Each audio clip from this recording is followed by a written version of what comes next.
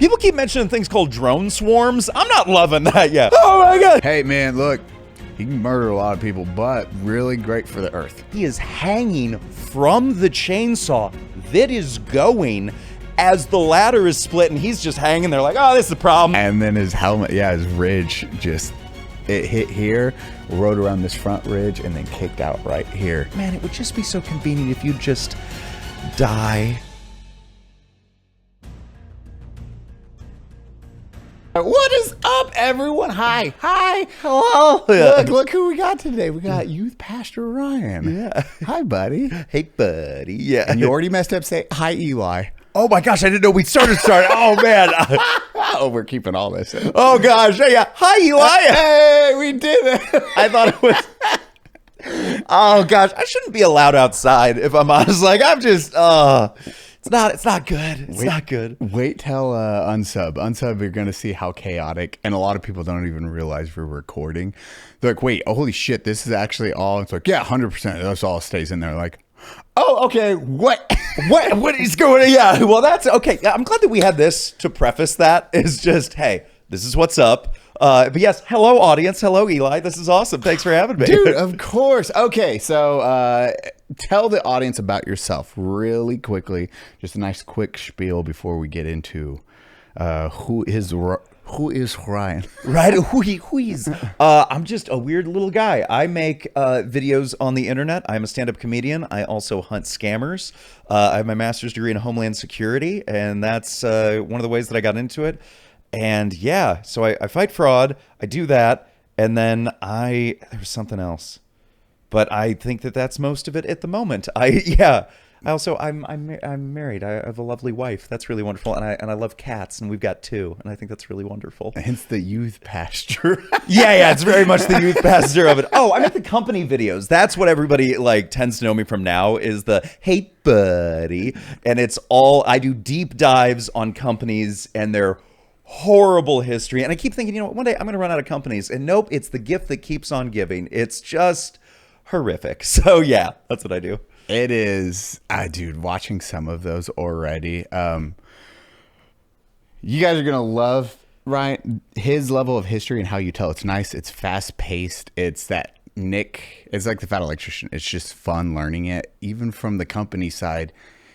Because watching through it, I was like, holy shit, he could go on one tangent, and then that could open up, even if you dug a little on each one of those tangents where it's the planes. Yeah. The jets, like Saab. Any of those, it's like, oh, wow, I didn't even know this shit. Like the Crumple Zone or... Yes, total. These little things that you wouldn't expect Saab to have pioneered that they totally did because they were like, oh yeah, we've got a whole bunch of bored aerospace engineers. I bet they'd make awesome cars. And they did. They did for a while. And then GM and all that stuff. And it's like, yeah, there's been a lot that's really interesting. First, like Mazda is based in Hiroshima, Japan. They were before too. And so one of the few cities that has seen 2 suns in one day. 2 suns, real quick, yeah. Like it was, but their CEO. Don's here again. Why is it coming back? Yeah, their CEO was almost killed in the blast.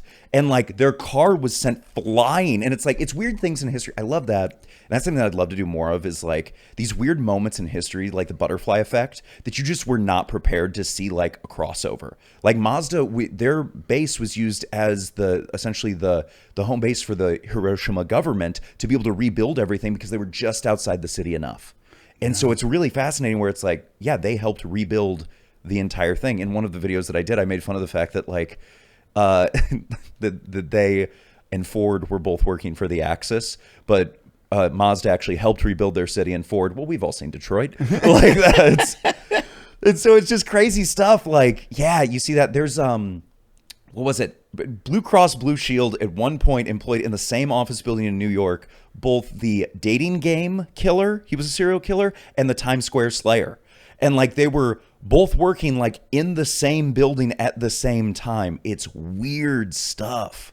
It's those it's that weird, what are the chances of this happening? It seems it's like a conspiracy almost of how weird it gets. You're like, that, what are the possibilities? It's exactly, it's one of those things where it's like the people where it's like, you're only 6 degrees away from everyone. It's exactly that, where Yeah. And there's a lot of crazy. I've never thought about that. Man, there's a couple of famous ones that are extremely famous on. Oh yeah, well this one thing knew this and this. It can be something as simple as 9/11. All the little tie-ins with 9/11. With holy shit, oh they just took out insurance on this building, which led to. Yeah. Well, there's that. There's also the version which I think is so interesting. Is like the okay. So My Chemical Romance, like was part of like essentially 9/11. Then correct me if I'm wrong, but I think that My Chemical Romance spawned out of that, where they were like they wrote a whole bunch of music out of it, and then that somehow led to Twilight, and then Twilight led to 50 Shades of Grey, and it's like all this crazy stuff where it's like 9/11 caused 50 Shades of Grey, and it's like what happened?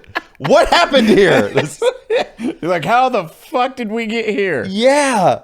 Or it's like O.J. Simpson. There's so many things that link to O.J. and the O.J. trial that it's just like, how did we get like? And it's like the entire like creation of the Kardashians as a brand was purely because of that. And so like, but you also look at like, then you go into like the Kardashians, how they've affected culture, mental health, things like that, and you're just like, oh man, this is little thing, huge explosion. It's just I think that stuff is so fascinating.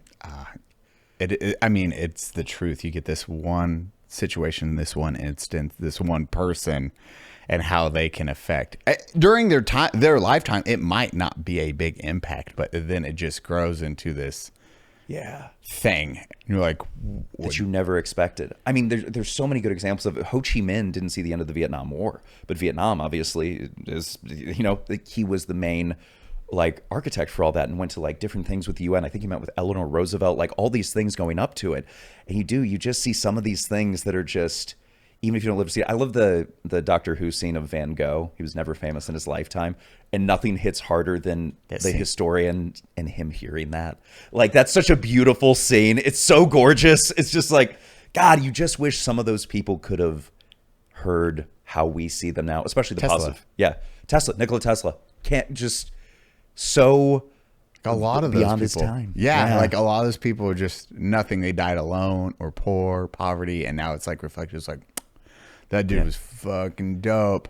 By the way, lived very shitty life. Yeah, it was really tough. Yeah. There's a lot of the founding fathers that ended up dying destitute because they put so much money towards the war effort, or so much money towards like, or they had everything seized by the British and like they never got it back afterwards. Like, so they would die destitute, but it's so fascinating that we will learn about them today. And, you know, nearly 250 years later, we're sitting in a country that they helped create, which I think is so beautiful that it's like, they never saw it, but they had faith in it. And I love that. It's do you ever watch Red versus Blue? Yeah, dude. I was the one that did the VFX on one of their movie they did. No way. Laser Team? The Red versus Blue movie trailer where they did. Oh my gosh. I'm a huge Rooster Teeth fan. And so went to RTX when I was like really young. And then I actually went to the last one they did, but I was invited as a guest, which was the most surreal stuff coming along. Was he? So this whole thing, Rooster Teeth short. This is so surreal for me. This is so cool. Who was he? Some called him a hero. I called him my friend. He's assembling an army. If we don't stop him now, there won't be any universe left for us to save. Then we're gonna need some help. Listen up, cupcakes. I did the VFX for all. Dude, that is so crazy. Oh like my gosh. One of my IMDb things is VFX for Rooster Teeth. That's so cool. It's like, do I know? Dude, I've been watching Red vs. Blue since this is when they first came out. This is probably before I joined the military. They started in 2004, 3. I'm gonna say, yeah, somewhere around then. Yeah. I was watching then. Oh my gosh. I loved that. I became a huge Achievement Hunter fan. I loved all of like that stuff, and then loved the seasons of RVB, but I loved specifically, it's the quote that Church has at the end where he combines all the AIs back together, and it's the hero never gets to see how it goes, but you just have to have faith. And I think that's it's so beautiful. It's so good. Yeah. That's such a beautiful line. Yeah. Dude, that's fucking wild. Man, I just had someone, Lincoln, even that little,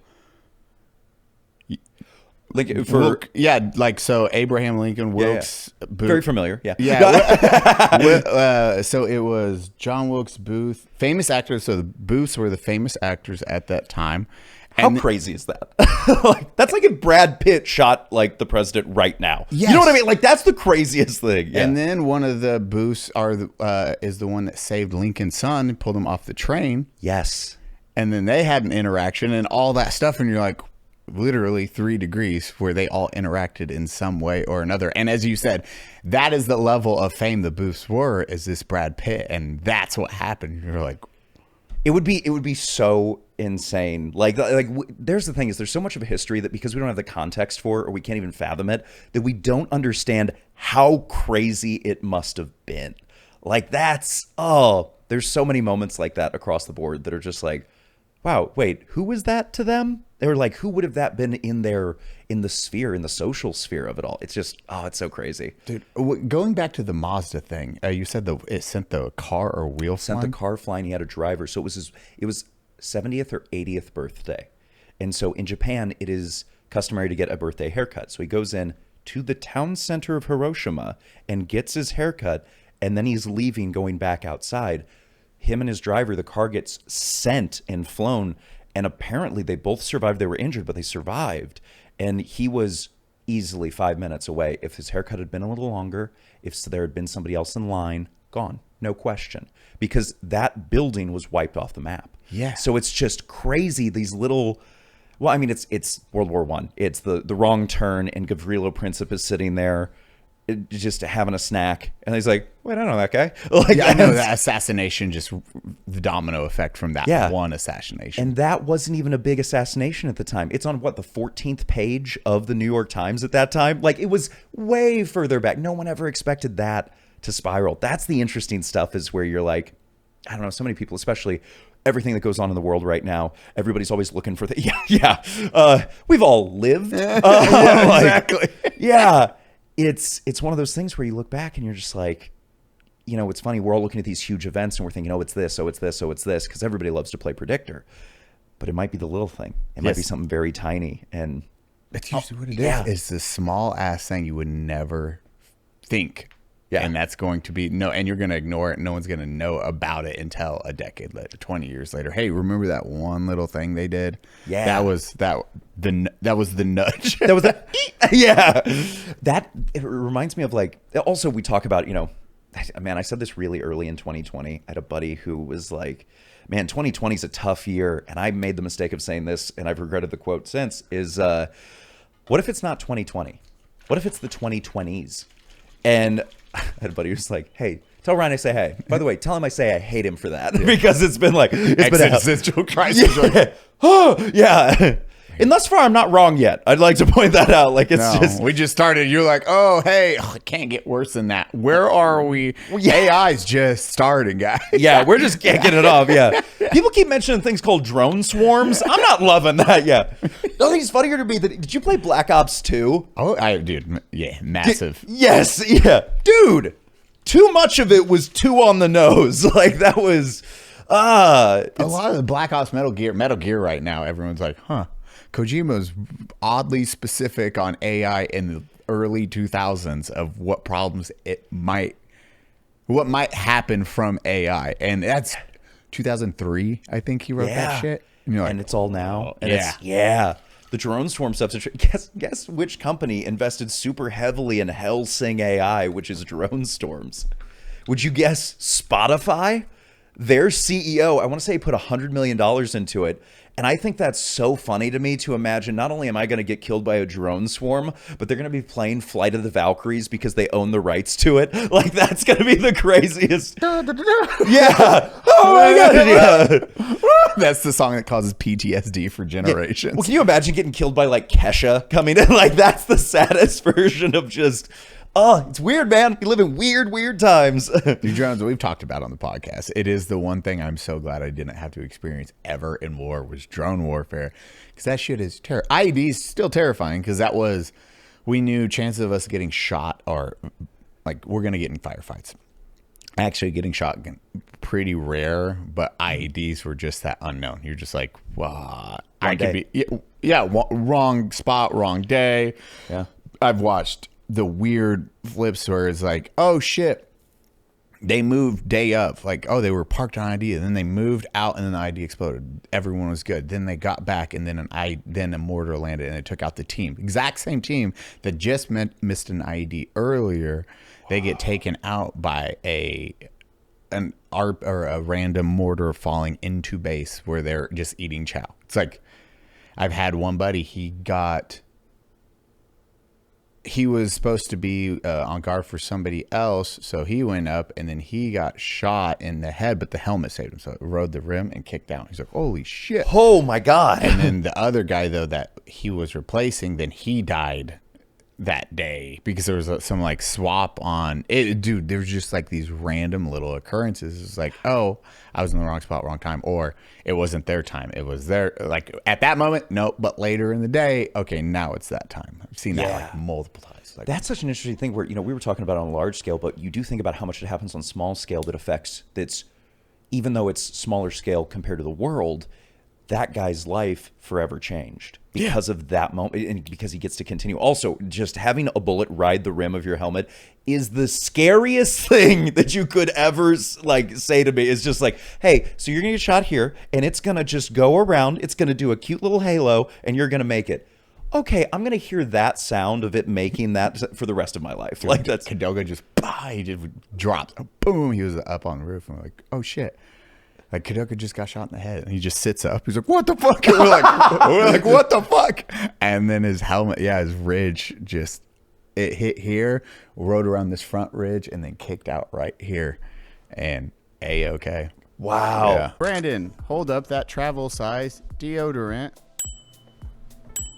Bring it closer to your face because it's not blurred. There we go. Mando. Acidified body wash. The acid gets rid of all the dead skin cells, I think. I'm not a doctor, but a doctor designed it. I like how they wrote the script specifically for us because it says, do not talk about other brands. Please don't shame other brands. They know us so well. That's why we love you, Mando. Anyways, about our new deodorant, New Spice. I mean, Mando. Get it? Because New Spice is...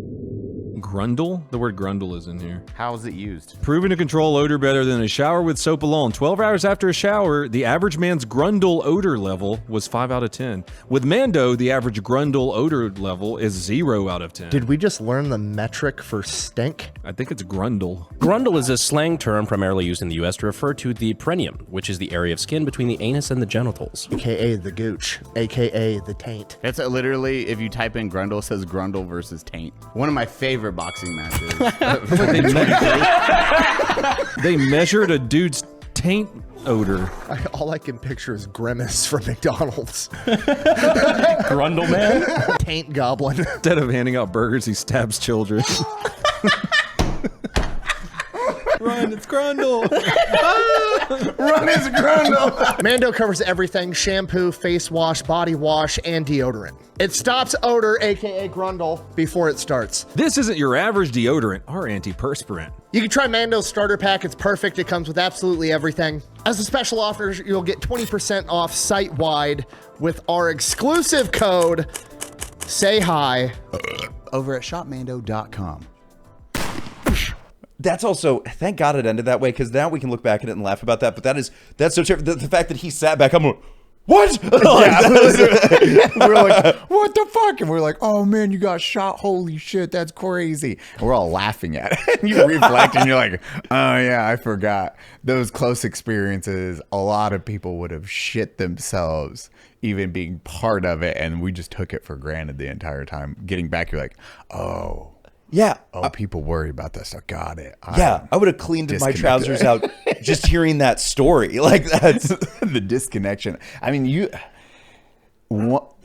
sorry, it's just, I love the idea of the cosmic scale of something, a little change. We've talked about, I mean, if you lose any of, what's his name? Genghis Khan, like anything could have went wrong during his childhood because he had a shit upbringing, shit life. horrible. But then look how powerful that one dude became. There's a thing in history where sometimes we put too much emphasis on like the one man theory. Genghis Khan is not that. Genghis Khan is crazy how much he did. And yeah, dude had the craziest plot armor. Like just couldn't, I mean, so many different things. And this reminds me of a quote from a video essay that I watched on Pacific Rim. You've seen it? Oh, yeah. Freaking love that movie. Pacific Rim 2, we don't talk about. Thank but you. like, Okay, yes. Thank God. I don't know how they were like, we crushed this first one. How do we make it fucking stupid now? Stupid. And it's so bad. And my favorite thing is like, it's the quote about like, it makes it so easy. And I'm glad that that movie exists purely for the reason to show how easy they could have screwed that first movie up, but they didn't. Like, it puts it into such a better light. But that's how I feel about Genghis Khan and like a lot of his like descendants is you see like Kublai Khan or different like you see them like some of them successful, but some of them just terrible. And it's like, man, Genghis Khan figured it out.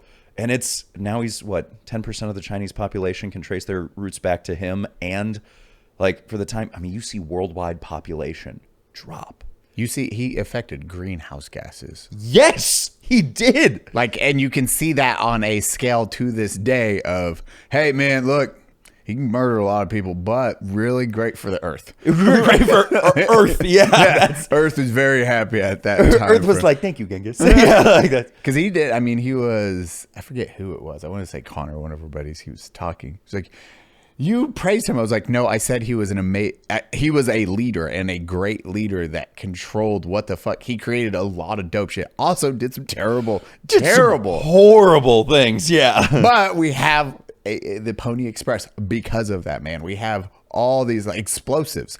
Like there was so much like information was able to travel across. I'm pretty sure it was the Pax Mongolica that allowed Marco Polo to go. Is that like there's so much that.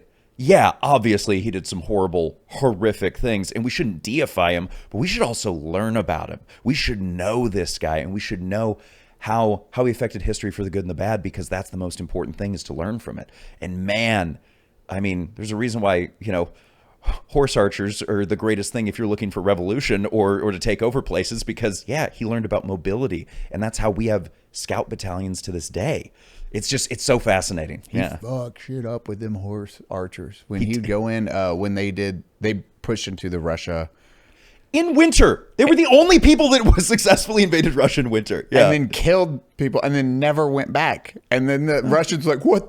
I always say, I was like, that would have been the most terrifying thing. You send out your army. They get absolutely decimated. You're expecting a siege and them to take over. And then They just let it disappear. They took like up to a certain point and then they let it go. And that's how we got Russia to this day, is because that's where it went from power being in the Kievan Rus to the Rus and the Muscovites. And so you have all that stuff. Well, not only that, I mean, you have Crimea, which was the Tatars, and then like all these things that came after that they would still hold on to part of. And it's not only that, but so you had I'm going to say it was Armenia and Georgia at the time that were actually on the rise. That we could have had massive really strong Armenia and Georgia. They were church building like civilizations that did all this horseback stuff, but they just couldn't handle, and they got swept by the Mongols.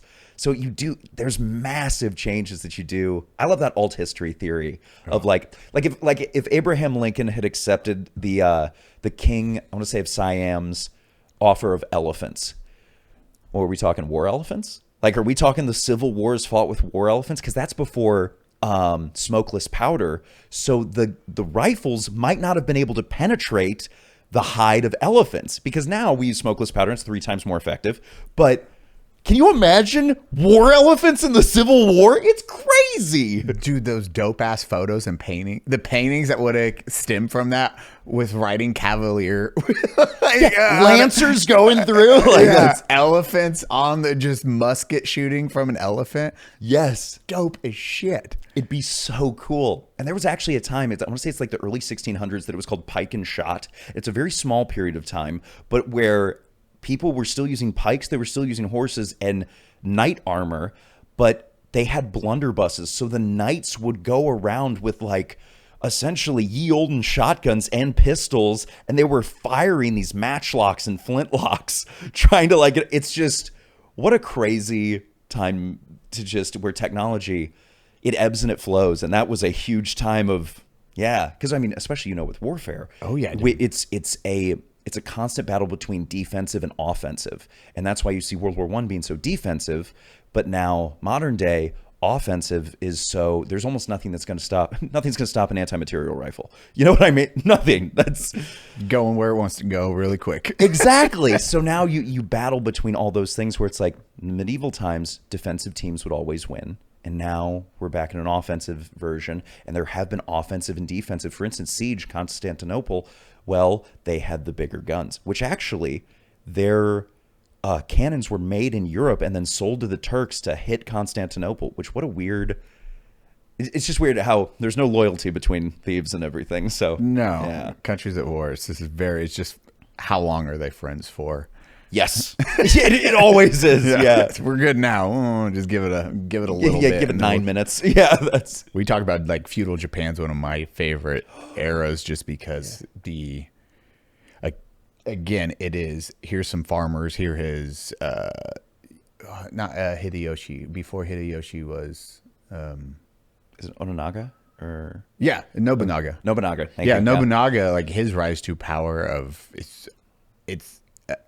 He had more power coming into it than Genghis Khan because he was born from a lord, but he wasn't the oldest, and he was the son that showed up. He's like, burn the body, don't give a shit. Here, we're starting this. And then he was the first one to incorporate firearms and then training of farmers to be samurai. Everyone needs to learn how to wield a sword and defend. Yeah. And he just kept growing from that. You're like, oh shit, here's another kid that took control. Just got in it. It really shows that at the end of the day, like Mongols, Nobunaga, no matter who it is, logistics is everything. Because at the end of the day, if you can organize, you're going to win. Like that's so much better. I mean, all of Sun Tzu's writing, like most of it is just, hey, you should feed your people. Like, I mean, that's it. And that'll work really well. And it's, I know, dude, his is, you can use any of that today. Rich was on a podcast, live show the other day, and it was a debate. And everyone was saying, we even made fun of Rich. Because we're like, that is the quietest we've ever seen you. Rich is boisterous. He has fun. Really good debater. And he's like, Sun Tzu, man, if your enemy's making a mistake, let him. So he just shut up and let the dude that he was debating just hang himself over and over. So Rich is like, just making faces like, oh, I don't have to say anything. Okay, I'm going to let him talk. That's my favorite version of anything. It's just, I'd like to concede the rest of my time to my opponent. They're doing well. I don't need to let him talk. He is killing this side of he's doing great. Just keep getting that rope longer. Like that's. What do you think is the mindset for some of those dudes that are like your Genghis Khans or your Alexander the Greats? I can't fathom, or I guess fathom might not be the right word. It is, I want to rule the world to this degree and starting that. I can't even imagine being the mayor of my tiny Missouri town. Do you know what I mean? Like that's like, can't even. So to have that, I don't know. I think there's a lot of, I'm pretty sure Alexander the Great murdered his cousin to be able to take power. So like, I think there's something that's like, there's probably, there's always the nature versus nurture. There's the cultures at the time, which are completely different. I was in Greece recently, and we were close to where the capital of Macedonia had been. And I remember looking across, and just, it's one of like the many fingers of like the Greek archipelago. And I was like, I wouldn't want to walk over there. And Alexander the Great was like, we're walking to Persia. That's crazy to me. With a ton. We're carrying so much. We're making it all happen. And not only that, you're convincing an army. Yes! You're convincing. You're up there. Imagine convincing your boys or your girls to go to dinner together. Yes! That's an Uber, a drive, and there's going to be back and forth. I don't want to. Okay, well, what do you want to eat? Well, maybe this. Now, imagine 80,000 dudes. We're taking a land that we have never seen. We have no real, like, scouting to fully understand. We have no idea. Not only that, you're going to be fighting against some crazy stuff. You're going to be fighting against war elephants. Well, if you're coming from, What's an elephant? What's an elephant? Yeah. Oh, that reminds me. The craziest thing is, so back in, like, Greek times, there was the very famous phrase was like, what defines a human in the simplest possible terms? And Plato came up with a featherless biped because they didn't have like ostriches at the time to know that they were biped and feathered and like birds. So it was just a featherless biped. And it was Diogenes, who is known to be like essentially like the greatest troll of ancient Greece. I love him so much for that. But he plucked a chicken and bust into Plato's class and was like, got your featherless biped, dick. He didn't like Plato. And so I love this old, just how much shit talking would be. It's crazy. And how they wrote about it in that time frame. You're like, oh, this is a grudge. They hated each other. And so it's those interesting things where it's like, but featherless biped, but they wouldn't have known emus, that Australia was going to lose a war to. They wouldn't know that, they wouldn't know ostriches or any of these things that were feathered and biped. And so you make a great point where it's, what's an elephant? When you're going up against all these crazy things, what is this? Where are we fighting? What are these temperatures? What is the steel they have? Damascus steel would have been foreign, like all these different types of things, different types of warfare, different types of stuff that might work really well for them, but wouldn't work for anybody else. Yeah, you get steamrolled. Like, absolutely. Hey, this is what we're used to. This is the best thing. Yeah. This is the best technology we have. Great. In comes a new place using firearms, explosives, steel. Yeah. I mean, even steel, like iron to steel. Like, talk about a huge change. Yeah. Or even bronze to iron. I mean, these little things that were just massive. Massive changes. That's what's wild about that time frame too. It's going in there and be like, we're gonna wipe the floor with them, and then getting destroyed, getting annihilated. Well, and that was the thing. Is like, okay, we've got this armor, we have the steel, we have the stuff. Genghis Khan. Have you ever thought about being faster? And that's just what he did, and came in, totally revolutionized the idea of warfare, not just warfare itself. Yeah, the roaming steep people, because everyone. That mindset of they can build and their empires are anywhere were wild too, because that didn't exist at that time. It's like, we're a kingdom. Yes. Here's our city. That is it. We might fight our neighbors over certain resources and things, but that's, you see, a history thing that makes me laugh so hard. And it mostly because it was recorded by both sides as being the dumbest thing that they've ever seen, which was, it was the last use of a trebuchet in battle. And it was Cortez sieging the Aztecs, and he wanted to siege the Aztecs, but they didn't bring any siege engineers. They were like, okay, we need a trebuchet. We can figure out a trebuchet. They couldn't. They created a trebuchet, and the Aztecs are watching them like, what the heck is this? They fire it. It goes directly up in the air, comes right back down, and destroys the trebuchet. And both historical accounts are like, oh, for God's sake. Like, that was, the Aztecs were making fun of them, and the Spanish were like, that did not go at all the way that we thought it was going to go. Like, I can't you're just watching them do like, shit, they're about to fire. Oh, fuck, brace for impact. What's he doing? I don't know, actually. Huh. I'm going to take a shot in the dark. That didn't go how they wanted it to. Like, they're really mad right now. Yeah. There's some dudes doing this. One dude just got executed. I don't think that went well. I don't think that was it. Guys, we should encourage them to build more of those. Like, that's... What the fuck?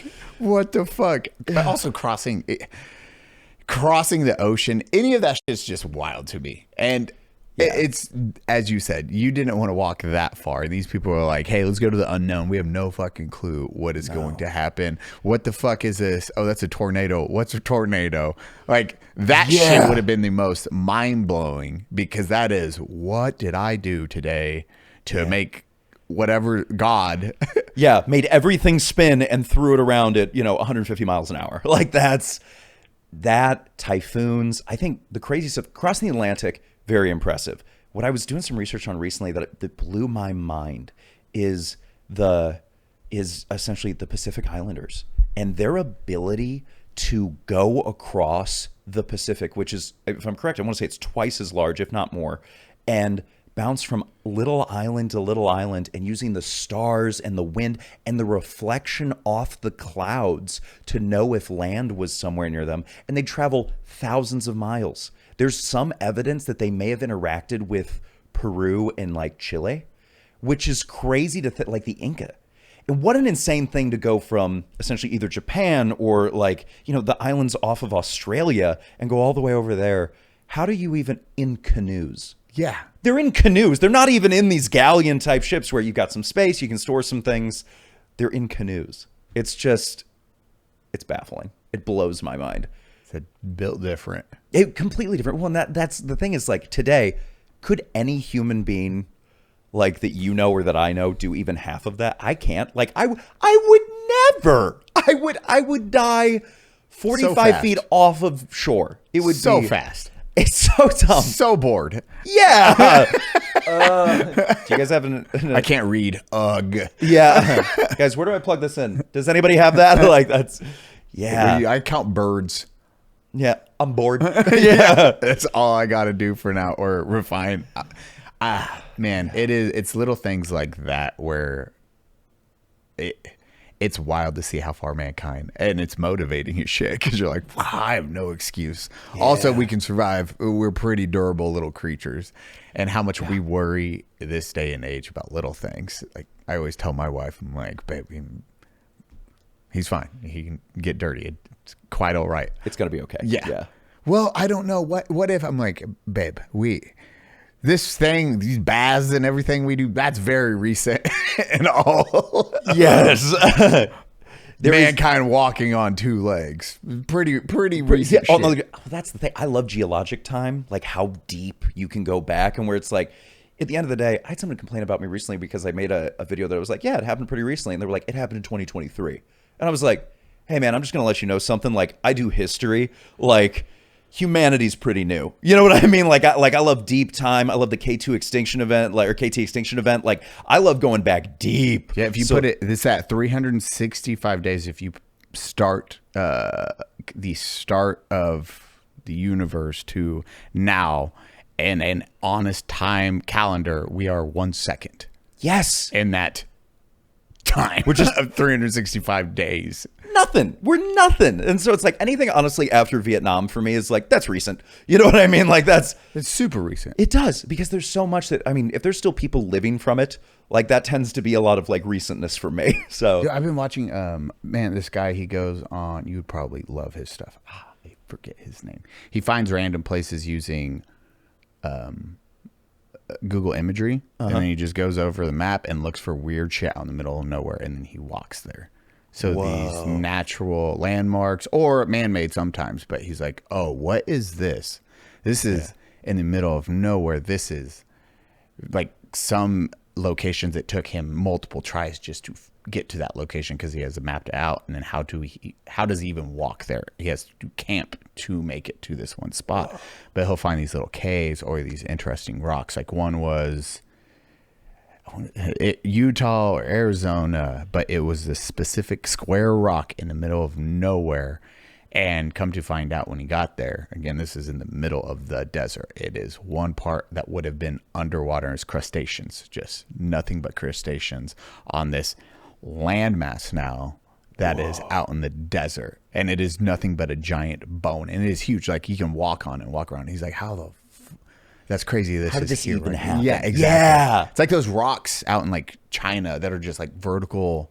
Yes, they look like that one movie, Cambodia, Avatar. It's Cambodia, like, Vietnam, Laos. It's this.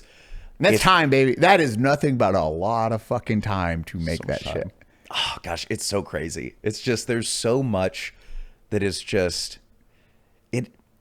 I don't know. This is going to be a weird version of it, but it makes me feel so insignificant. Oh yeah, in an almost positive way, because I think that like the takeaway from that is like, nothing like.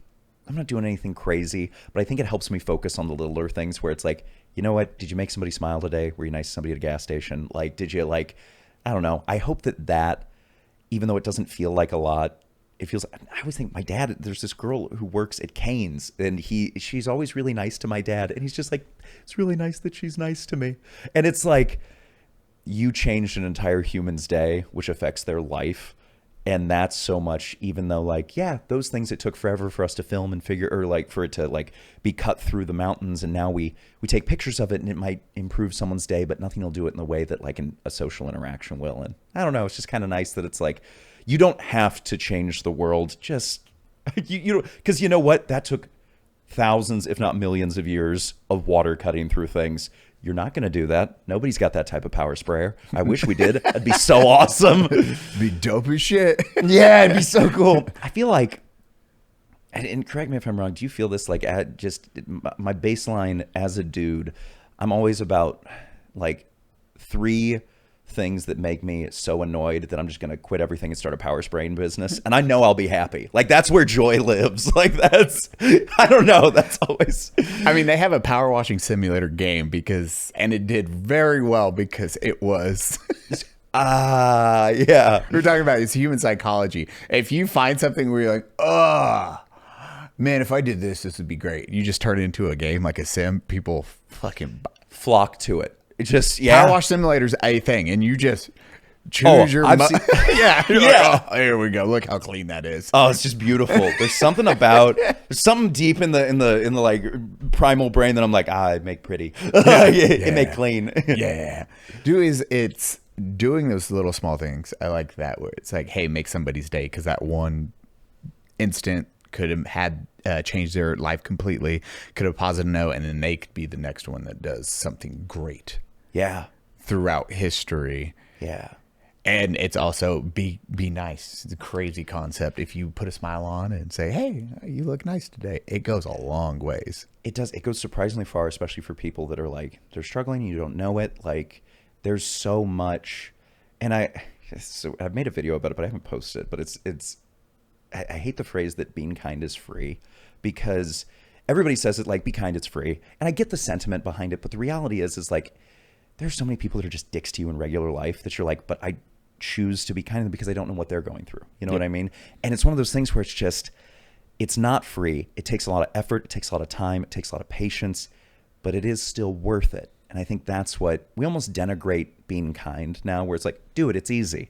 But instead, do it, it's hard, but it's worth it. I feel like it's a better like approach to hopefully getting people to like, I don't know, maybe if people respected it or appreciated it more, maybe people would do it more, but I don't know. I think you're onto something when it's like, hey, it means more when you're like, hey, this does take a little bit of effort, because then when somebody does it, they get that dopamine hit of like, oh, I did work. That is a little bit harder than I thought it would. Or if you have that uncomfortable person, it's like, well, I can't do that. It's a lot. Now when they hear it is a little hard because you have to go out of your comfort to compliment somebody, but it will feel good. Now if they had that doubt of, oh, I can't do it, it's hard. Oh, well, it is hard. Let me try it. Oh, I did it. Now I've accomplished something. Yes, it's that achievement, accomplishment reward that it triggers in the brain, which is great. And you know, it almost makes me think about people like Bob Ross or like LeVar Burton, Genghis Khan. Genghis Khan, obviously. Yeah. I'm trying to think. How am I forgetting? Mr. Rogers. Oh, like, yeah, Mr. Rogers. Mr. Rogers. Like, it would be so crazy. Like, they were so kind to so many people. It would be crazy to be like, oh, well, they did that because it was easy. You know what I mean? Like, that's like, they worked their asses off and they did some wonderful things. And yeah. I think being kind's way hard. You can see that on social media as a whole. Clicks. It's way easier to get clicks if you're just doing like negative farming drama, just anything like that. That's the easiest route to go. And it's hard to build that positive, community and that big change that what would be the proper that lifestyle you're like actually introducing a lifestyle to people is a lot harder than content farming for drama. It's always easy to go like, you know, it's always easy to take the easy way out. Yeah. And I think we always get in that, and sometimes it's tough, especially like when your numbers are low or you're trying to figure something out. But oh god, yeah, dude, that numbers game can be terrifying for people because like, oh look, this got views. I'm like, fuck, dude, now you have that's the baseline. Yeah. That's the content you have to do now just to get that, though. Yeah. That you want to do. I was really thankful that all my stuff started with, and that's why all my stand-up is very positive, very like ending really well, but also like it all started with happy, wholesome Disney stories. I would tell true stories about working at Disney that were really happy. And especially it was started late 2019 and then going into COVID, it was people needed it and people need it bad. And you see people that really like enjoy it and it brings them peace. And that's hopefully where I try to aim for my content to live, is like little joy, little peace, little silly, like just take a moment with me. And I hope it feels like a slowing down breath. You know, that's, Dude, it changed. I think a lot of people appreciate it. It is, I mean, Unsub's the same way, where it's like, hey, let's have a more positive show. Let's not focus on negative stuff or politics. You guys are force fed that 24/7 on the internet right now. Let's laugh. Let's learn a little. constantly. See how that feels. See how that feels. Yeah. Skirt the line on if it's offensive or not.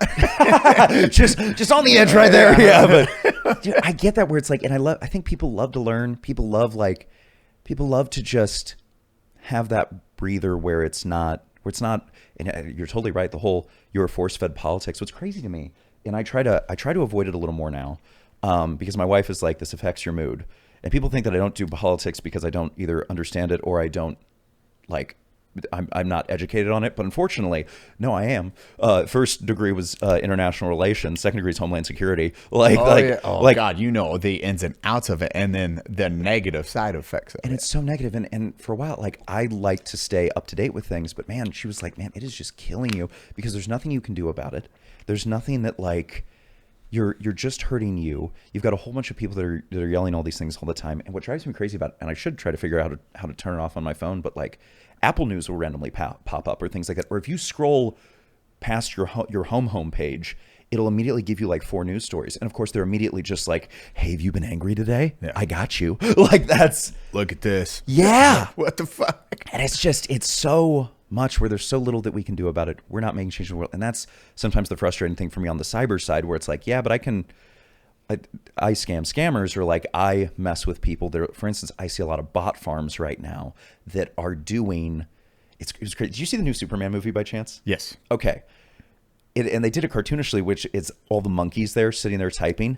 That's the most realistic scene in that whole movie, which is crazy to me because it's not monkeys, but it is bot farms that are really well developed that are saying a whole bunch of things. And there's so many people that are building them for governments. They are building, I mean, Russian bot farms are classic, but like they're not the only ones. And like it's across the Americas, the Middle East, the Asia. It is all these things, most of what you're seeing of these political things that make you want to comment on it because you're like, this is crazy. It was designed that way. And it is not someone. It is a fake thing. These are headless accounts that are able to do this. And it's just... And they do it so well because they get to see the reaction that causes that discourse, which then it gets that pendulum swinging further and further. And now you have uncertainty, you have chaos, and then that's when a power vacuum can arise. And it's easier to create 100% discord. Well, you've created this division, this massive division, because at the end of the day, they don't care who wins. They just care that there's division. And it is incredibly successful. And it is, sometimes it's I mean, where I'm like, well, what could we do cyber-wise? But at the end of the day, they're almost too big. And some of them are sponsored by governments. And I always have a thing where no matter what type of scam I'm busting, if I find out that whatever they're hosting it from ends in .ru, I let it be because I am not screwing with the... You ever seen a Russian guy with a BlackBerry hack something? It's the craziest thing in the world. And you just kind of be like, you know what? You're better at this than me. I'm going to let you do that. Like, well, dude, that is the most, I've said it multiple times. It's the most terrifying thing is your 4chan or those individuals you do not, like hackers. If you get on a bad side of a person that knows that space in a terrifying way, they can fuck your life over. They can. And there's like, I do a lot of like social engineering, and I'm going off these like more economic type scams versus the ones that we're talking about where it's like they are good. They don't need most of the social engineering. They are able to go through and find weaknesses within the programs, the code, within the servers, the network security, and it is nuts. So yeah, it's those guys, yeah, they can wreck you. It's just like, you know what, man, I'm going to let my government handle that. You know, I'm going to let the NSA try to deal with that. That's not for some dork in Missouri to try to take a stab at. Was it terrifying, like finding or getting in that space where you're like, hey, I want to go to college for this, and then learning more on that side? Because you said you have a master's in Homeland Security. I did. So get this, believe it or not, it was while I worked at Disney. They had something called the Disney Aspire program. And they would pay for your master's degree 100%. And I was Disney's, they own everything. Well, they do own everything. And at the time I was pretty annoyed with Disney. So I literally did it just to cost them more money. Like that, like I have my master's degree in pettiness. Like that is really like, I did it purely because I was like, these, and so got my master's. I went home and rage studied is what I did. But I don't studied international relations, and it was a focus on like counterterrorism, civil war, and ethnic conflict. And so America doesn't do any of that. yeah, no, we would never have any idea with We what never put our fingers in anything. in any of those pies. Yeah. Well, it is. So it was We fucking love pie. We love just pie. No, it was crazy. You studied so much history and so many things, and it's interesting because obviously the States has an interesting history with a lot of this, but then you see, it's crazy. It's crazy to me when you see like Korea, the Korean War. Well, that was everybody seems to ignore the USSR for this, which always drives me crazy. It's like the KGB was so influential in so many different parts of this, and it was on a global scale. It was spycraft, the Cold War, and it was.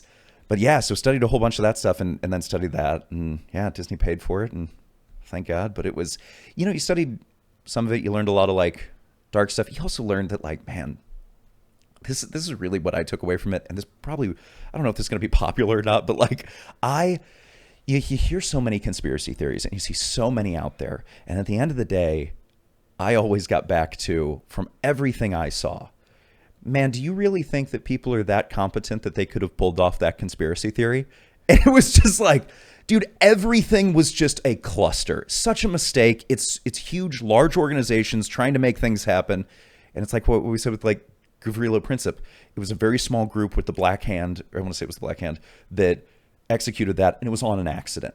Like most things that you think, well, what if they're doing all these things at once? No one's that good at it. Do you think the odds are that the people that run the DMV also were able to do all these things? Like I saw so much failure all the time.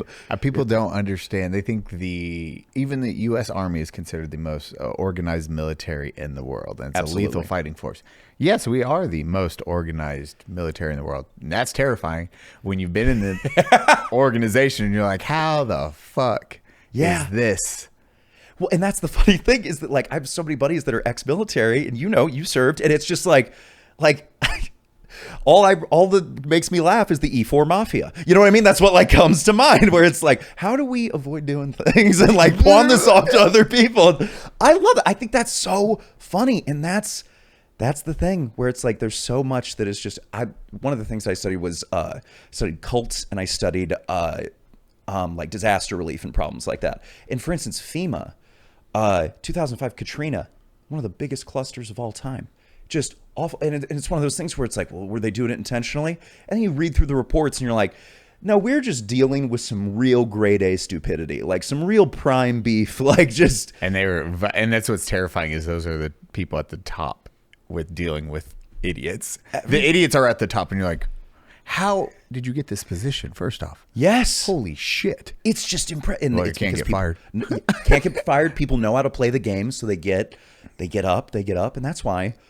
Really enough to just tie the two together, you have some of the people that just knew how to busybody themselves all the way to the top, and then on the other hand, cult leaders. Well, you have so many people that are just like trying their best, and it's not going well because nobody's really thinking about much, and then you have cult leaders that are charismatic, and they come in and they tell you how to do it, and it simplifies life. And simplifying life is, I think, something that we all desire. I mean, I know. God, I am so thankful that my wife, like, she puts a ton of stuff together for me. She could just tell me to start walking in that direction, and I'm going to assume it's got a purpose. You know what I mean? There I go. There I just go, because I'm just a happy camper. But yeah, we just have routine. Yeah. If we can have, dude, simplifying is our vacation. It's my ask. Yeah. If I'm done with work for the day, I'm like, just make my life as easy as possible. When it's all done, I get to just go home and I'm like, can I just, like, let me go on autopilot for a little bit so I don't have to think. Then I get that I can and then I can tackle tomorrow. But with, dude, cults are terrifying and fantastic. Not fantastic, but Eli would like to thank you, cult members, for being. You guys just keep going. We got to build these stronger. Yeah, it's fascinating with how much power some of those, like your Jonestown, and you see the scale that affected people. Like that's the shit where it's years, decades of manipulation and then control and then it's that sunk cost fallacy. Once you're in it and you keep going. I saw someone recently post about it, and unfortunately they were incorrect, but it was they were talking about what happens when a cult leader dies, and their point was that it all kind of dissolves, and that's not true.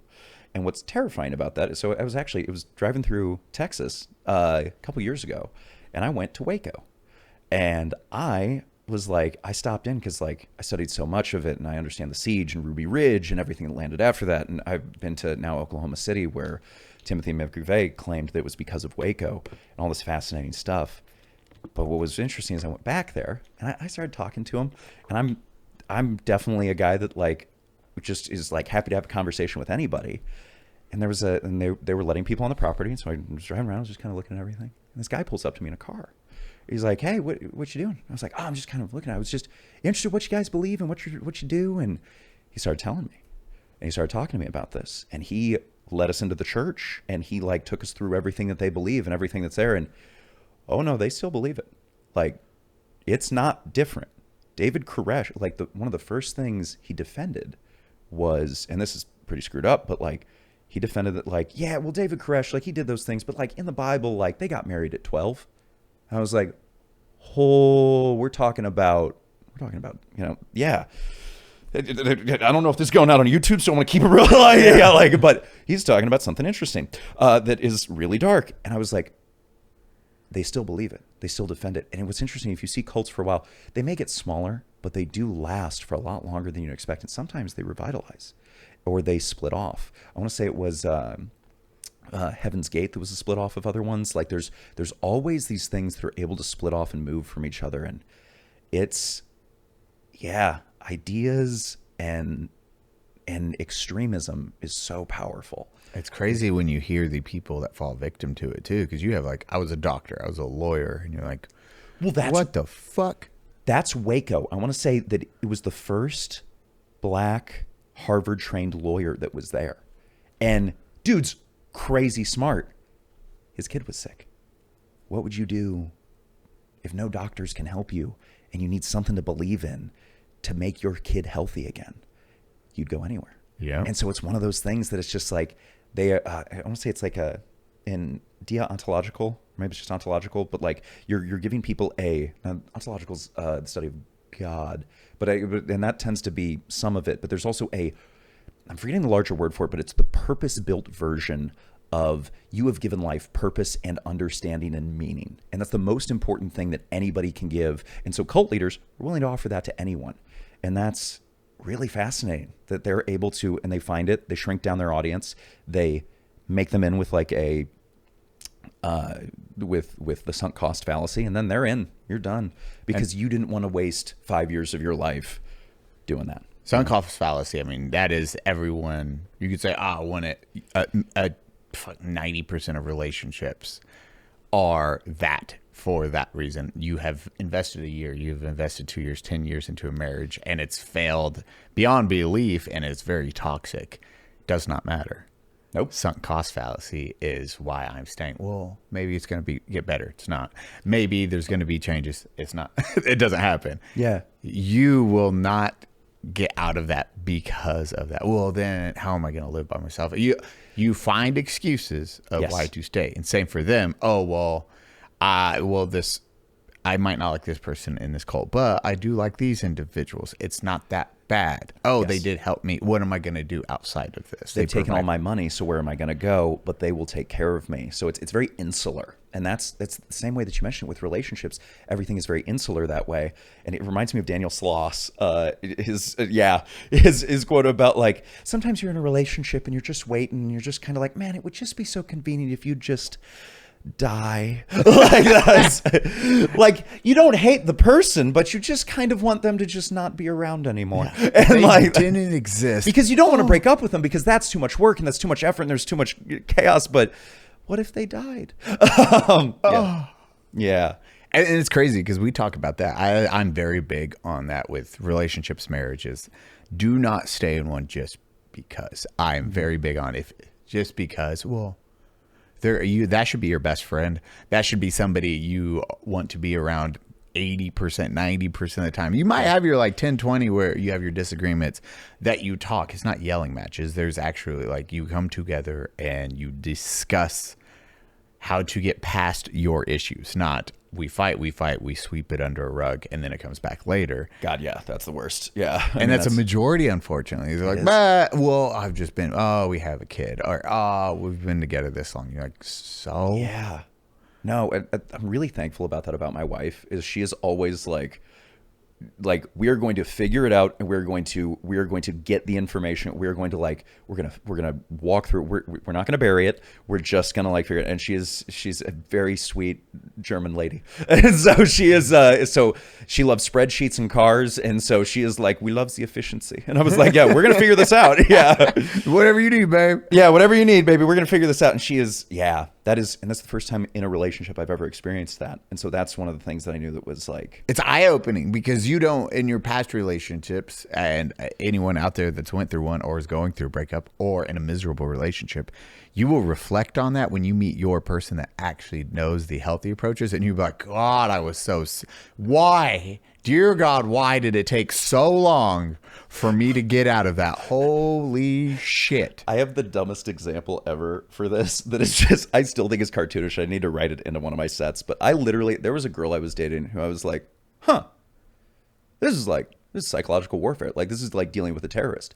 And so I bought a book. It's a great book. It's called Never Split the Difference. And it's about negotiation, but it's specifically about an FBI hostage negotiator. And I was like, Perfect relationship book. dude, I was like, I'm a hostage in my own relationship. I'm going to start using these techniques and see if they work. And they did. And I was like, oh, I should have left earlier. Like that was the sign of like, if communicating with a terrorist is working in your relationship, it's time. Like, we got to get out of there. Like, that's not it. Yeah. It was the craziest moment in my life where I was like, hostage negotiation. That worked. Not good. Not a good sign. Not golden. You're like, okay, well, this is going to just have to end this right here and now. Right now. Yeah. Dude, it's hard. It is, and it's relatable, though. I don't think I've got a lot of messages recently about that because we very big on like, hey, you're going to have to make the hard changes. It's going to suck on anything you want to do. If you're chasing a dream, if you're getting out of a bad relationship, if it's going to suck, it's going to take work. You're going to fail a couple of times at it, but just better yourself, check your ego, make sure you understand you're probably part of the problem. Read about it, study, learn your own problems, and then better yourself. But get the fuck out of the unhealthy relationships. Yeah. Run. But also, I like that you say that, and I think that's so true, is that like so many things, like we are also definitely part of the problem. And even if like we are, for instance, like I chose to be in that relationship with that girl that was interesting, but I still made that choice. So why am I making these choices? How do I make better choices in the future? Like, it's so important to always be self-reflective, because so many people, I'm gonna say it was like J-Lo, it's like after 3 marriages and 5 engagements, she's choosing to choose herself now. And I was like, well, she didn't put it together that she might be the issue at this point. Like, you're 8 in, dog. Like, it's wild. There's no, dude, people being so tone deaf and being like, I'm not part of they're the problem. Always pointing it to somewhere else and be like, maybe why? Like, I self-reflected, and finally when I was like, oh, these are red flags I have to pay attention to next time when I'm dating. And then I'll bring this up once, and if it happens again, I have to catch myself and be like, hey, sorry, I brought this up. This is a big thing for me. I'll be bye. I'll be doing that. Yeah. Bye, actually, and just walk away. Yeah. It just is hard for a lot of people because they think people like to be, people hate being alone. Yeah. No, it's totally true. I thankfully, really enough, like, one of the first, and that's actually, I talk about it in my first comedy special, but my first relationship ended and I was in high school, and then she stalked me afterwards, which was crazy. I literally, like, she would go to parties, wait for my friends to get drunk, and call me using their phones because she knew I wouldn't pick up her phone, because she was like, wild. Dude, she would show up places. It was crazy. And weirdly enough, like, that sucked for sure. And it gave me like a lot of like some issues. I didn't date at all in college because I was like, but it also gave me a lot of comfort in being alone because it was better than that. And I think that that is something that so many people, because we are social creatures, we struggle with being alone. But thank God that happened to me because I was able to get more comfortable with myself and become at peace with that.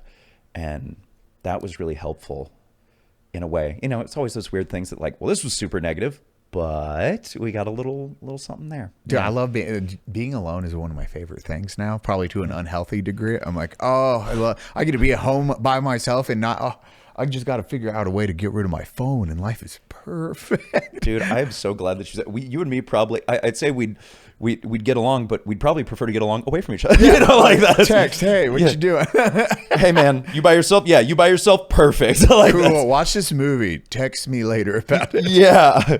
Dude, it's the same thing where I love that. My parents, I spent a lot of the time growing up on a farm in the middle of Missouri. My grandparents had 91 acres. Oh, fuck and yeah. It was beautiful. And they also had 22 cats and 9 dogs because people would just dump their animals they didn't want out there. And they would always seem to find their way to the farm. And so I lived in this magical little like from Disney. like yes, yeah. You lived in Disney. Yeah, I did. From like 1 to 4.5, I lived in No this, Jews. Like, no, oh my god, just one. It was yeah.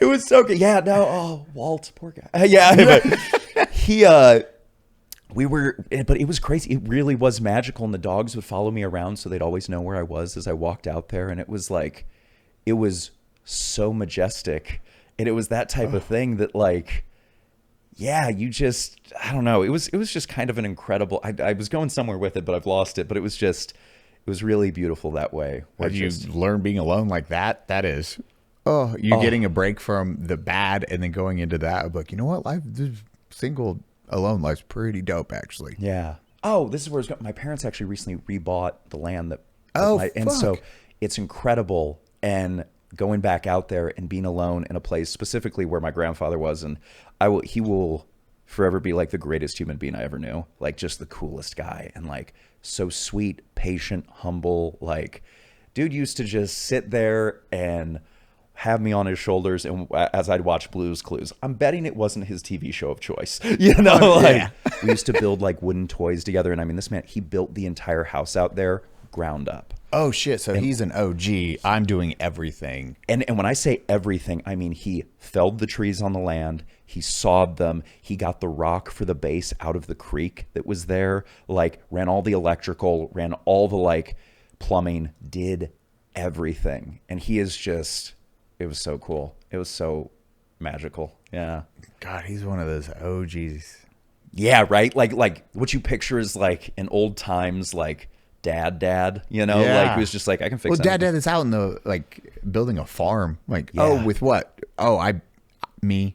Yeah, just himself. Plus, what we realized recently, we're doing some like research through some of the old stuff.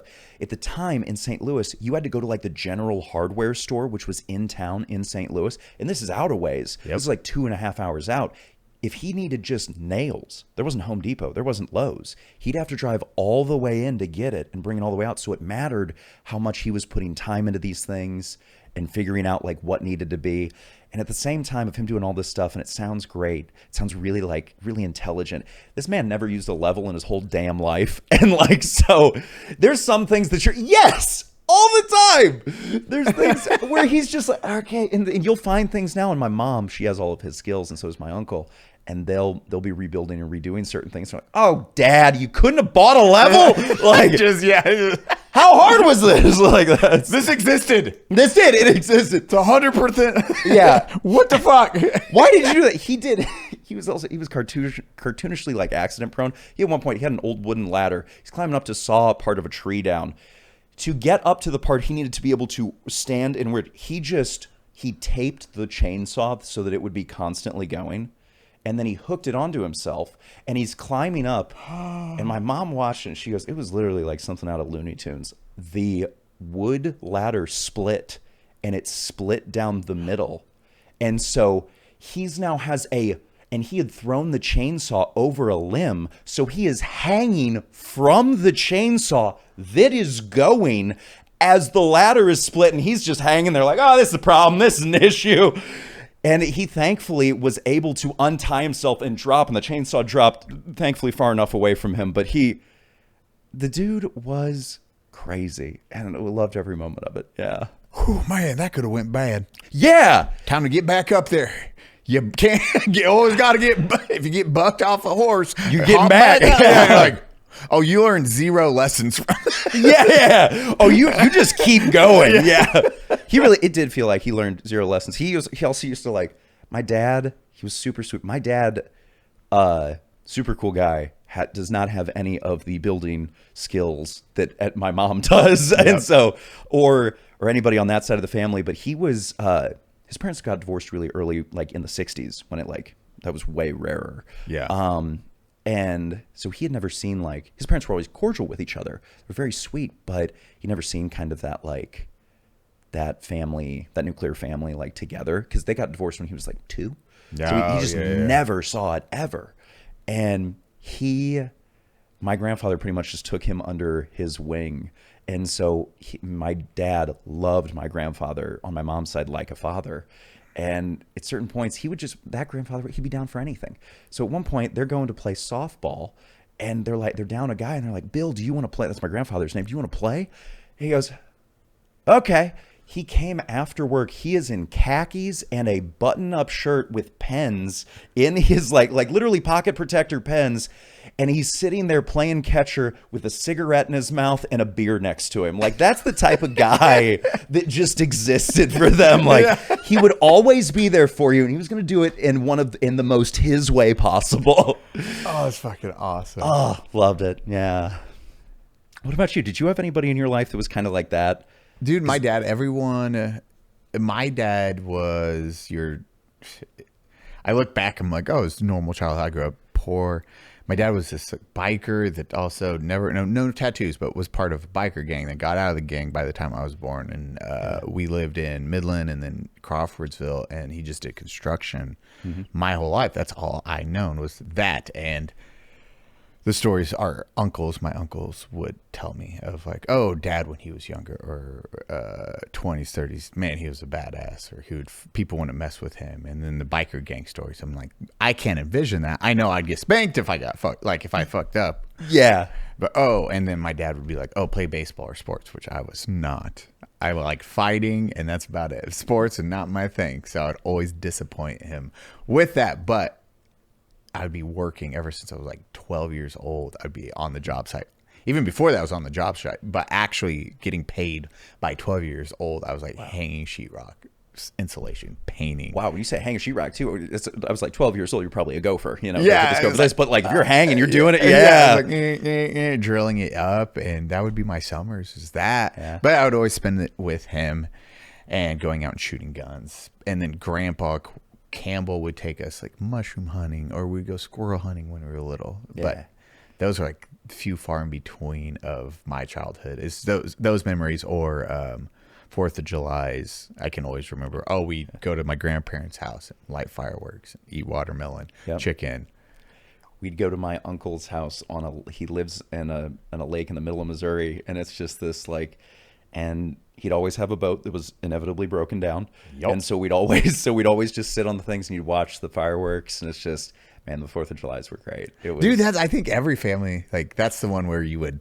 Yeah. Midwestern, Southern families, especially especially you get more rural, it's well, first off, the rules are starting to apply a lot less when it comes to fireworks. And so you're seeing some crazy things. It was fun though. We're going to play croquet. We're going to do this. We're going to light fireworks. We're going to have a picnic table. Dude, everything. Crazy barbecue. Yeah. Oh, that's the one thing I miss. And it's hard. I want to start doing that with my family more, but I always forget because work or whatever. So we'll go hang out. We do some events. I just don't treat it to the level our family did. And that's the one thing Sav and me have talked about. It's man, we need to bring back some of these family traditions. Yeah. Because I just think with the internet, you lose a lot of it.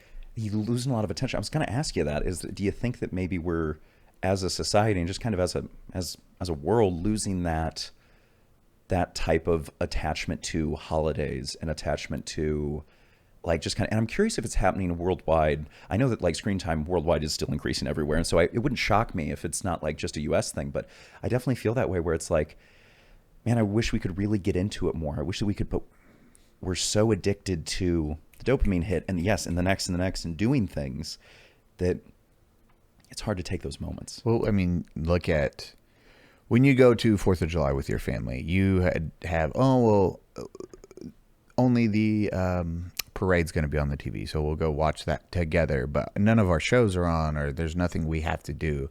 Versus now, it's the show I want is on whenever I want it on. Oh, I have now a reason to stay home. Oh, well, I don't have to go to the store, like doing family stuff. Even Black Friday, I remember Black Friday shopping. I know next generations are not going to know about. No, Black Friday they're never shopping. going to see a fist fight in a Walmart. That's going to be Exactly. crazy. Yeah, well, on Black Friday. They'll probably see it at other times. Well, yeah. Walmart in general. Walmart, yeah.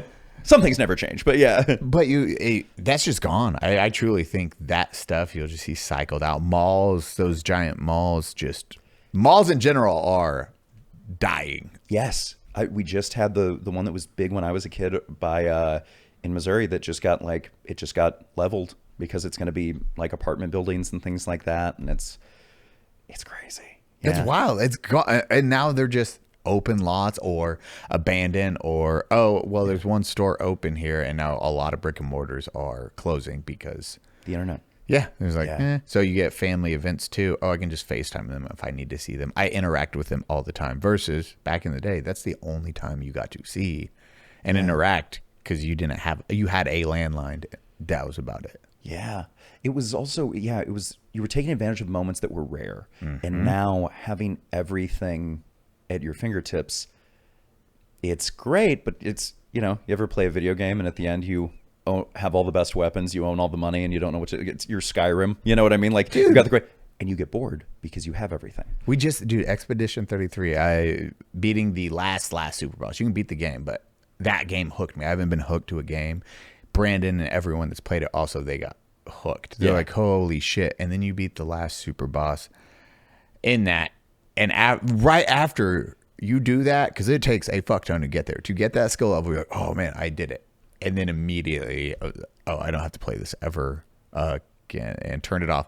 Brandon finally beat it. I was like, have you played it since? He's like, oh shit, no. I actually just turned it off completely once I did that last thing. Like, yeah. You're like, And life right now, you're like, I can do anything else. Oh, interact.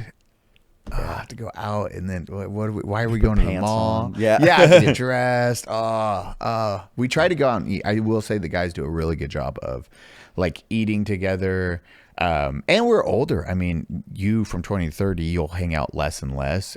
Roommates, you stop wanting roommates from your 20s to your 30s. You're like, man, a roommate would suck. Yeah. Well, I got a new roommate, but she's sticking around for a while. Yeah, so, that one I think so. Yeah, that one I have to keep. Yeah. Hopefully for a little bit. Yeah. Oh, please, God. Yeah. But a lot of times outside of that, you're like, when you didn't have a roommate, you're like, cool, that's that next step. And then I'll just hang out less and less. I think about my grandparents hanging out with their friends or my dad hanging out with his friends. It wasn't a big thing for them. And I was like, huh. Yeah. I also feel like, especially like dudes definitely get that where it's like, you think, who are your dad's friends? And you think, like, yeah, like, am I going to run out of friends? Like, is this, but it's just, they get, and now, as I get older too, and as we get older, like, you realize, you're just busy, you're doing these things, but also like, it's so important for, I guess, quality of life. I still thankfully get to see my best friend. His name's TJ. We've been best friends since high school. Yeah, it's like brother. Yep, exactly. Oh, dude, every time it's just dudes are like, okay, I've met this dude when we were like 15. We're gonna be friends until one of us dies. Like that is cool. I like this. Yeah, I like this guy. But now we've started working out together, which thankfully gives us a little time. But it's it's just those weird things. He has one kid and a second one on the way, and he's along his life, especially in the Midwest, everybody got married at 21, 22. Yep. And so, yeah, I was the late bloomer for everybody where I just got married. And it's, I'm very thankful with the path that I've taken, but it's hard to find time to get them together. We're still best friends, but it's just hard. Time goes like video games. So anyone that's still young, enjoy your video games, because even that becomes a situation where you stop playing them. Play them so much, like just all the time, yeah. You stop finding time for them. Dude, it's so hard to justify. I'm like, I just watch like now, which actually my next and last question is like favorite YouTubers for you. What is your favorite kind of YouTube content or creators now? Dude, I go through cycles of things. I've been playing some old video games. Like, do you remember Age of Empires 2? Yep. Fantastic. They came out with the definitive edition. I will say this about this game. For some reason, they remade it in a way that it plays and looks exactly like you remember it.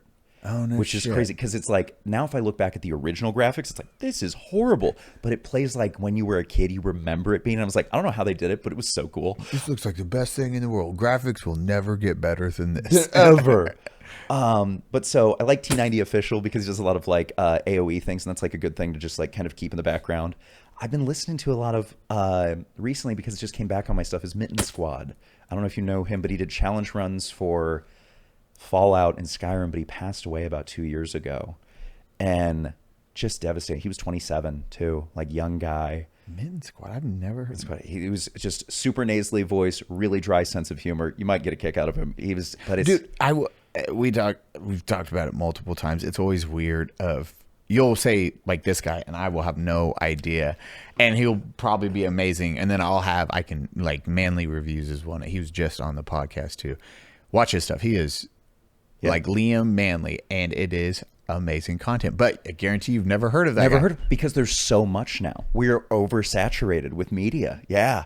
And so that's one of them. And then I've been watching some of I was watching a lot of Battlefield Friends, getting back into like that series. Did you ever see any of that? I don't think I've seen that. Oh my gosh, Neebs Gaming did it, but this was like back when Machinima did it. And unfortunately also Thick 44, the guy who voiced Recon, he passed away in 2023.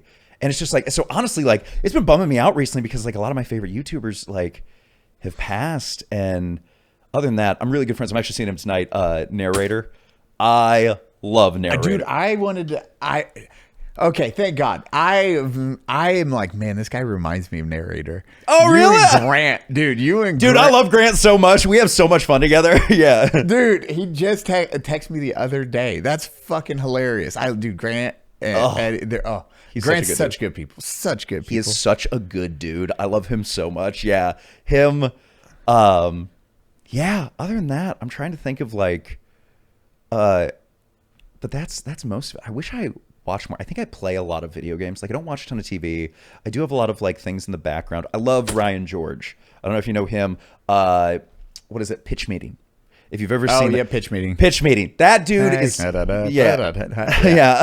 super easy, barely an inconvenience. Like he's just his cadence, how he hits. He's like, why would we do that? Cuts to it just yes, great writer, great, like definitely respect him a lot. And then yeah, that tends to be, as far as the other things like Mike Birbiglia, love him as a stand-up comedian, respect the hell out of that guy. Kathleen Madigan, also from Missouri, really great. She's great.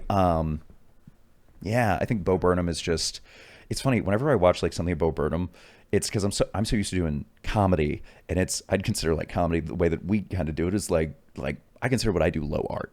Yeah. But when I see Bo Burnham do something, I'm like, that is comedy, but that is like highfalutin, like really beautiful. Well, like just, it's just great. And I feel the same way about Birbiglia. Like the way that he can tell a story and weave it, it's just. Dude, when you see those really good ones, like Chappelle when he talks about taking like the fishbowl. Yeah. Now he starts that story, middle of the story, end of story, and it ends with like a kicker in the pussy. And you're like, how the fuck did your joke go from there? And you made it work. Yeah. By the end of this. And that is art. What is it? Something Crunch cereal. They do sketch comedy. Yeah. It's the same thing. Like I watch some comedians. I love watching sketch comedy because you get to see how they do a story in either 30 seconds to 5 minutes. Yep. Gillian Keeves at all? Yeah. Or Dude, there's so many out there. And that's I hate that I miss a whole bunch of them too, because it was like, I've never heard of these people. Like, yeah. There is. Dude, that was something else that I was watching. Man, I just been on a dark track of like, unfortunately, YouTubers that have passed, but I was watching a lot of Whitest Kids You Know. Like, but Trevor Moore, unfortunately. But like, man, dude, they were so fun. I got my gallon. It was so like, there's so many videos that were so funny. I love the. Keep going, because I'm trying to find. This I guy's love the name. execution, like when they're getting ready, where they're it's called. I want to say it's like Hand Me the Guns, and it's Trevor, and they're setting up, and they're getting ready to execute the guy for like treason, and they've all got the muskets, and it's like only one of them is loaded, and it's like they're checking, and they're like, no, stop doing that. You're not supposed to know. Like, it's so good. It's just like those ideas that you see that are just, man. There's something really brilliant about sketch that, like, when done really well, is so excellent. I ran That's what got me into filming. Really? Yeah. Literally was bad video game reviews from back in the day. I did that first from Angry Video Game Nerd. I was like, oh. And then I started watching VFX and I was like, oh, I want to incorporate these little sketches into my video game review. So I'll learn how to do a muzzle flash. I'll learn how to do this little cinematography and I'll add this sketch in there. And then I started writing sketches with my friends and then just turning that into businesses and how to do viral sketches. I was like, oh, this is a blast. This is what I love to do. Yeah. And it is an art. It's fucking hard because a lot of people think, oh, well, I just tell a joke and then I'll record it and it will land. You want to do something hard, record, have a funny idea, film it, and then have it land. It takes years to figure out, and it takes so much effort and so much time, and there's so much of the psychology behind it, and there's so much of the everything going into it that most people don't understand. That like even a joke, even on stage, well, I can try a joke, I can say the same words 8 different ways, and the joke will mean a whole bunch of different things to a whole bunch of different people, and only one of them will be the funniest. Yep. And maybe it'll be the funniest for just that audience. And that's what's always been fun is like, I play differently to different rooms. If I know what type of people are coming in, I'm going to play differently. Because you have to. You have to. Yeah. It's a different time. Yeah. I'm a little disappointed with stand-up comedy is now, because I love the storytelling-based people. Granted, that's what I do. But I always respect the guys that can do one-liners, like Dimitri Martin. Like, that dude is crazy. Or Mitch Hedberg. I was going to say Mitch Hedberg. Mitch, He's a classic on an entire set. That's it. Just boom, boom, boom, boom. It's incredible. We're moving in and it's funny, because of virality, because of how much we're attached to our phones, and therefore ourselves, crowd work is becoming the new thing. Look at what Rife did. Yeah. Rife. Yeah. I think he was really one of the big influential, like, hey, look, we've had a few comedians and it's like, hey, we only film the crowd work because we want to keep the set for social media or the set for our specials. Yep. So we'll only film this. But then Rife took off into this next level because a reaction. Yeah, I think that I definitely think that Andrew Schultz was the first one. That really pioneered Schultz. Schultz too. Definitely did. But I think that what's interesting is he played on something that unfortunately I think is happening is that, and I've seen people make sketches about that are making fun of it, which I think is true. People are only going to shows now to be part or be the stars of the shows. And to like, which is interesting because at the end of the day, sometimes you want heckling, which is not great for real shows. Mm-hmm. And also if you do have a real show that like has this stuff, people are just trying to heckle to be a part of it, to make themselves like, this is their show now. And I think that like, for instance, you go to you see the clip of Rife and you're like, oh, that was funny. You go to the show, it's not going to be that. Of course, because it can never be that again. And not only that, like we've seen his scripted stuff. Like it's not the same. It's interesting. But like, it's one of those things that you're just like, I don't know. We're almost killing the idea of watching media for things that like a story that maybe we weren't expecting, or maybe something that we didn't know that we wanted. Like for one of my favorite movies I've ever seen is, I'm forgetting the name of it, but it's a South Korean drama about the fall of Somalia and how the North Korea and South Korea embassies who were there to like figure out which side they were going to split to had to work together to escape and evacuate. It's incredibly done. It's wonderfully acted. And I watched it on a plane. I would have never thought about that, but I had like some interest in like the counterterror stuff. And so I was like, okay, this will be interesting. And it was fantastic. But like, if I go to a stand-up like comics show, ideally I want to learn something about them or something that they're doing. I want Mike Birbiglia to tell me a story in a way that I learn something that I think is well done. John Mulaney is also really perfect at being able to like bring things back. I want to be able to understand that, versus with crowd work, you're kind of weird. Like, I don't know. It's just, it doesn't hit well. And also, I gotta be honest, like, especially with Rife fans, I'm like, he tends to bully a lot of his audience. You guys might need to see some therapy. You know what I mean? Like, this is not a healthy thing that you have chosen to do to get into this, where it's like, I don't know, man. Maybe I'm just like the happy, wholesome guy that doesn't want to bully my audience. But it's weird because we get to see our show. We actually have a segment at the last 15 minutes of it is we do the offenders bit, which is, hey, we ask a superpower. We ask, part of Unsub is, hey, what are the offenders? This is an organization like the Avengers, but we built it for our unsub. We have a superpower, but then we get to decide the offset of it. Cody. That's so much fun. That's so cool. Yeah. So you have like, you guys are the genies of this superpower, essentially. Exactly. Yes. So it's like Cody, he can fly, but in order for Cody to fly, he has to yell racial slurs. So you have, oh no. So it is a trade-off of like, hey, how are you going to save these Section H kids? Like, what's going to happen, man? It's not going to go well. You know, like laddering today. Like, what are we doing? So everyone loves that bit of the show because then they're going to get picked on. They get to pick a superpower, and Rich is out in the audience with the mic, and he bullies really well too. Yeah. They fucking love that segment of the show. And you're like, okay, so this is part of that give and take where they feel part of being bullied is part of the experience. And that's different. And that makes sense where it's like, okay, this is something that we've signed up for. This is a segment. People can sign up for it. People cannot. Sometimes with stand-up, it's like they are picking the people out of the audience, and that's where it becomes like they're more coming to you.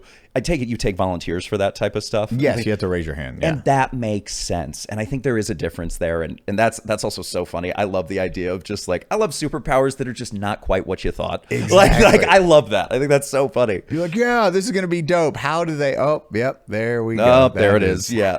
How they offset that. But we don't have many, we had one individual that was talking a little, trying to do a little too much during the show. And we just like set somebody to the side and like, hey, everyone's trying to have a good time. Just don't be yelling or throwing stuff up on stage. Be respectful. And then they were instantly like, oh shit, sorry. Got it. Versus, I think I know what you're saying with it's setting this precedence. Oh, if I do this, I'll be on camera. Let me yell something. Let me do this so I get my 5 minutes of fame. And we're teaching audiences wrong because especially for different like comedians, it obviously varies very differently. If they're going to be super interactive, if they're not, things like that. And I tend to fluctuate in between where sometimes I'll interact, sometimes I won't. Like but it's, I don't know. It was a weird.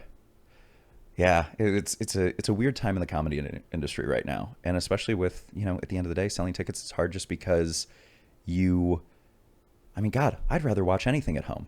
You know what I mean? Like I'd rather just have something filmed and brought to me. Like I'd love to go see my favorite comedian, but also like to just watch it at home. And it's, yeah, that's the hard one, and that's why we do. It's how we have our strategy for our live shows, which is so cool. Yeah. It's not like, hey, present it every week. Once a week, we're doing a live show somewhere because then it is, like you said, oh, just watch it at home. Yeah. It's not special. If it's an experience, then people want to, and then if they hear other people, oh man, you have to go because it's an experience. Exactly. Well, and that's what I think is different about like if I do a show and I do it once a week. First off, that isn't special anymore. Second off, but the limited time and also the way that you guys are doing your experience is different. It's also got an improv like kind of vibe to it, and I love that. That's why those type of shows will continue to be successful. Is because they aren't. You're not selling even necessarily a show. You're selling an experience, and that's cool. That is a blast. That is one of my favorite things. Dude, I don't know if you have time for an after show. They're like 10, 20 minutes, depending on how long you want. Otherwise, I just want to say thank you so fucking much for coming on. Thanks for having me, man. It was a pleasure. Yeah, glad we got to talk about kind of the whole gambit. I love know. that. I was like, man, this is great. I'm actually super excited for Unsub because I'm like, okay, now I know how that one's gonna go. Yeah, this was a fucking blast. Where do the people find you, Ryan? They can find me at youthpastorryan.com. No, I'm not a real youth pastor. Yes, I do look like one. And you can find me Youth Pastor Ryan on YouTube and TikTok, and then Ryan Kelly Comedy on kind of everything else. But yeah, if you guys want weird history, cybercrime, or just kind of whatever's happening then, that's it. Go check them out. Thanks, guys. We love you. Thank you. We'll have the 10-minute after show on Pepperbox if you want to come hang out. Go check it out. We appreciate you. We appreciate Ryan. Thanks. See you next time.